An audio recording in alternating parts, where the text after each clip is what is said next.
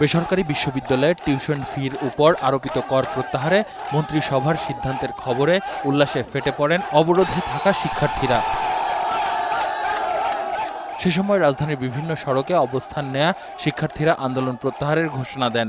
সেই সঙ্গে সরকারের এমন সিদ্ধান্তে প্রধানমন্ত্রীকে অভিনন্দন জানিয়ে ভবিষ্যতে শিক্ষা ব্যবস্থা নিয়ে আরও ভাবার পরামর্শও দেন তারা। অনেকে আতঙ্কিত ছিল, কারণ সবার সামর্থ্য একরকম না। তো আমরা অবশ্যই অনেক খুশি। পাবলিক প্রাইভেট সবার জন্য সমস্ত শিক্ষার্থীর জয় এটা। এর আগে সকালে নগরীর বিভিন্ন সড়কে তৃতীয় দিনের মতো অবরোধে নামা শিক্ষার্থীরা বলেন, কর আরোপের ফলে শিক্ষা জীবন হুমকির মুখে পড়ার আশঙ্কা থেকেই আন্দোলনে বাধ্য হয়েছেন তারা।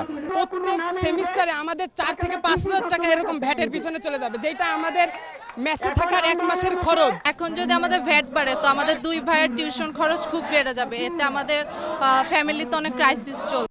সপ্তাহের দ্বিতীয় কর্মদিবসের শুরুতে সড়ক অবরোধে নাকাল হতে হয় নগরবাসীকে।